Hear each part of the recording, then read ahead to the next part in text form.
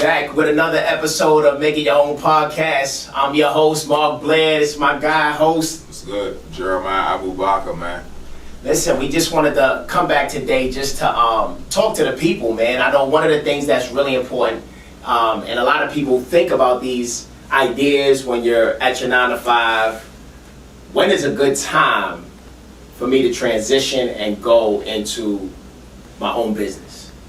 When is a good time for me to transition and go into my own business? So the best way to do that is to tell our story. Yeah. We both just did it recently, probably 2017. I did mine. It's, and you know, Jay. 2 years for me. 2 years, Jay. So 2019, Jay. But you just have to really understand. So my thing is, and we could kind of just bounce off each other too. By the way, I don't think it's not a perfect time for you to do it. Right now. Yeah, no, I'm just saying in general, I don't think it's ever like you can just say, okay, today is the perfect time for me to leave. I think you just gotta do it. You just gotta go. But we'll get into the story. But yeah, I don't think it's ever a great time. You gotta jump out there. So what you're saying is, so elaborate on that. Why do you think it's important? Let's just start there. Like, why do you think it's important just to kind of go? You know what I mean? Because a lot of people are very. We're gonna continue to talk ourselves out of it. Like stuff is always gonna come up that's gonna prevent us from, making a move. You got a 9 to 5, so you got that check that you get every 2 weeks that's guaranteed, especially as a man. Right. When you're a provider, you're like, I don't know how this is going to work out. You just got to jump out there. If I listen to Steve Harvey all the time, and he say, listen, you got to continue to be uncomfortable. Like, that's going to be an uncomfortable type of situation. But the results behind that, what it may be, like, it's astronomical. Like, you don't even know until you do it. Like, for me, like, even now, and I'm thinking about where I was 2 years ago than where I am today. Like, I couldn't even imagine what's out here and available to me because I made the decision to get out of that 9 to 5 and be an entrepreneur. So I think, even when you talk, so a lot of people, the problem with the 9 to 5 thing is the comfort level. The comfort of your bills being paid. That's what it's designed to do. Make you comfortable. Make you comfortable. But it's you barely comfortable, right? You barely can pay your bills, right? Now, I'm not saying you're not. Now, let's be clear. You can buy your house, you can buy your car, you can put your kids in schools and all that for having a nice job. Let's not negate that. Yeah. However, what we're talking about is just being even happy and fulfilling in life, right? There's some limitations. So, when you talk about being uncomfortable, if it's never a good time, and all these people like to plan, what will make you go? Like, do you even need a little bit of cushion? Yeah. Like I think what's important, if you're married and you have a family and stuff, you gotta have support of the wife. Absolutely. Right? Or the spouse, shall I say, I don't know, right? You gotta have support of that to really make it work. It's not gonna work without that. But let me tell you a little bit about mine, right? So my thing was, of course I've been in the real estate business since 2003. So that space was very comfortable in regards to working in and stuff like that, as an investor as well. For me, it got to the point where you no longer are happy about being at your 9 to 5, right? And not that I didn't enjoy what I did, I just wasn't happy, it wasn't fulfilling.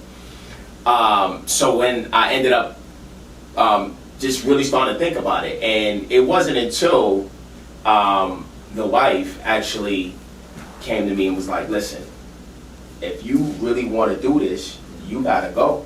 And she basically said what you said, you gotta go now. You know what I mean? Because now is the time. And it was just like, shoot, listen, I'm human too, y'all. I still have fears, I still have fears of jumping out there. And then the way I jumped out there was really crazy because, I was trying to save. I think I wanted to save like 80,000. You know what I'm saying? Let me try to save 80,000. Yeah. And I'm giving you guys numbers because that was my goal, right? Yeah. But when I jumped out there, I probably jumped out there with 30,000. You know what I mean? So because things kept coming up, right? Yeah. So you make money and all that kind of stuff, and I got money. I'm still investing other ways and put money out there. So just the cushion of having 30,000. And it was like, okay, cool. When I jump out there, then at least I know I still gotta go work. Mm-hmm. Because I knew I had to go work, I couldn't, because if I didn't work, guess what? That 30,000 is dwindling. that thing was gonna go by. That thing was gonna go away fast, right? So for all my entrepreneurs that are thinking mindset, you know that when you jump out there, you're gonna have to work extremely hard. But I think the issue, so that's how I did it, right? And I ended up running hard and stuff like that. But I think the issue for most people when they think about it and never go is because they don't want to work. I think a lot of people don't want to work because the job is so comfortable that I really don't have to work 8 hours, right? I'm on my phone, I could, pick up my phone, I could chat, I could do all kinds of stuff. I'm not working 8 hours, but I'm getting paid for 8 hours, right? So as an entrepreneur, and you come out here on your own, you have to work, not 8. Yeah. 18, right? You got to work 18 20. Hours, right? 20 hours, right? Yeah. And that's the piece that people I think don't want to run to and hit that point. What you think? No, I mean I agree with everything you said. I definitely know that my wife.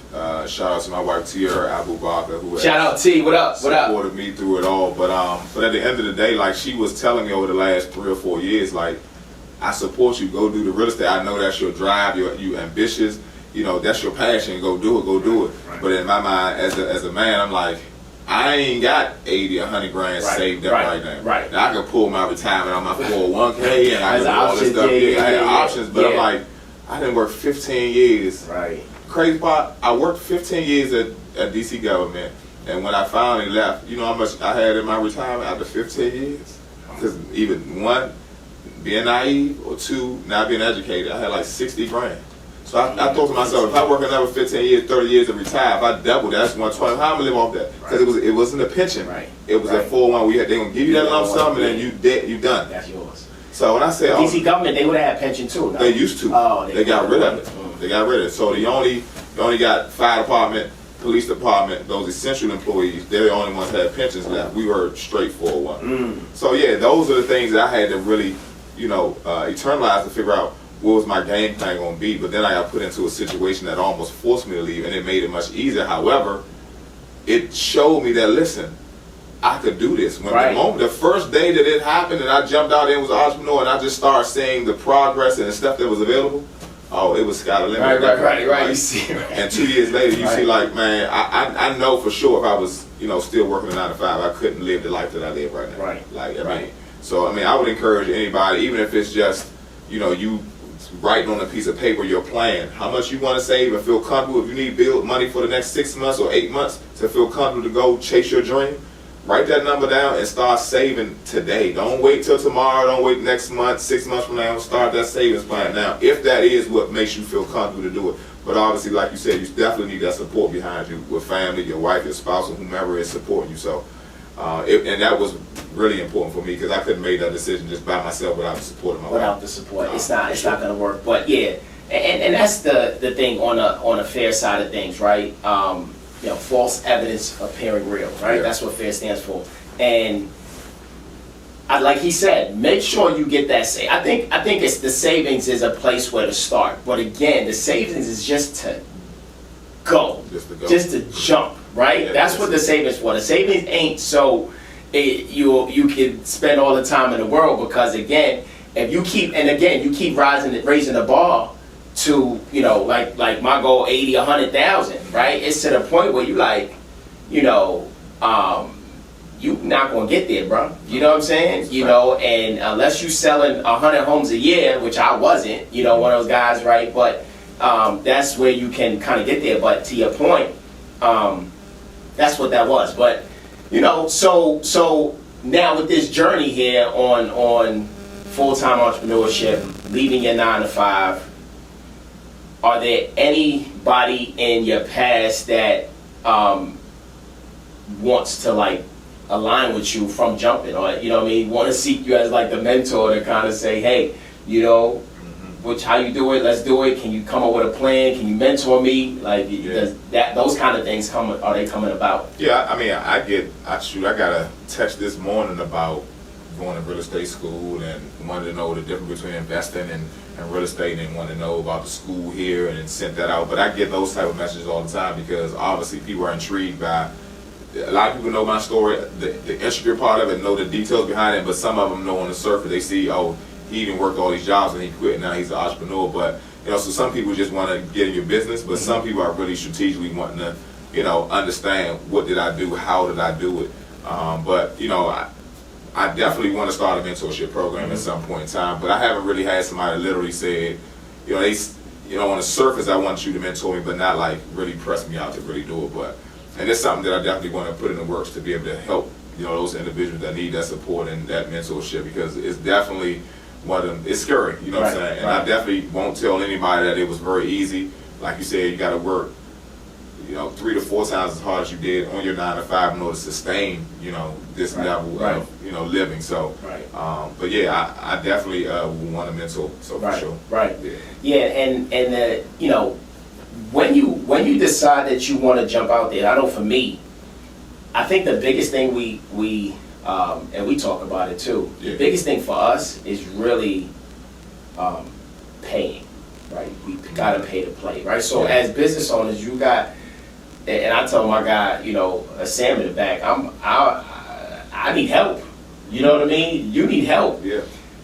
But we can't afford help, right? So that's the thing as business owner, right? You need help, but you can't afford help, which is why they tell you, you the CEO, you the admin, you the assistant, you all that, right? I'm starting to get a little bit away from that. Like all my weaknesses, I'm starting to be able to pay people to do some of that stuff. And that's because you're making some money, right? You know what I'm saying? When you start making some money. When you start out, you're doing everything. Like that's why you got to work 10 times harder, because you're doing every aspect of it. Because you can't hire nobody. You can't hire nobody unless you decide that, you know, you go forward. Because again, even for me right now, I still ain't take a check, right? I still ain't get paid yet for own real estate. You know what I mean? But that's the beauty of it too, though, because when you start as an entrepreneur and you working that hard, and then you are able to see that residual come from that hard work and able to do what I'm able to do as far as pay for people to do certain things, I think that votes well. Like it makes you feel good about what you did and what you accomplished to get to this space, and it definitely feels good for me. And now it makes me want to go even harder. Right. You know what I'm saying?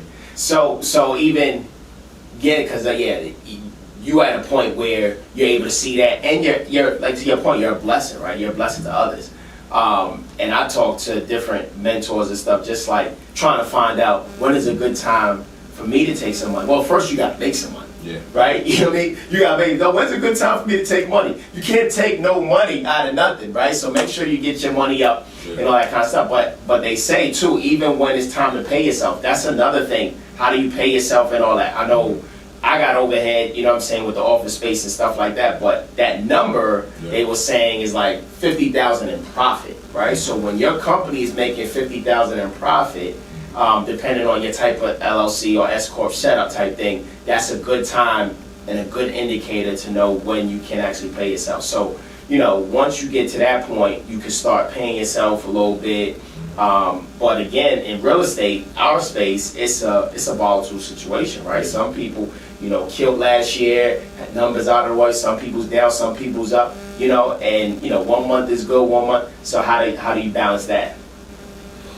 I mean, I mean, other than you having enough money, you know what I'm saying? I mean, I don't really think 100% there is a balance. I think overall, you gotta stay consistent in your work ethic from start to finish. And I think even when there's ebbs and flows going up and down, it'll even itself out as long as you stay consistent. Like we always state, when a person get a transaction, they just chilling. They ain't trying to go on after the next one and the next one and the next one while one of them is manifesting. So for me, I continue to search for that next client that I can assist and help out. So is my team. And so we ain't getting stagnated. We're not waiting around. We're not playing. Like we at it like 100%. So I think that matters. Like if you feel like, you know, your last year numbers are okay and you cool with sustaining that, then you good. But I want to elevate. You know what I'm saying? I went from, I think last year I did 8.5 million, and now you talking about 16 million after 3 quarters.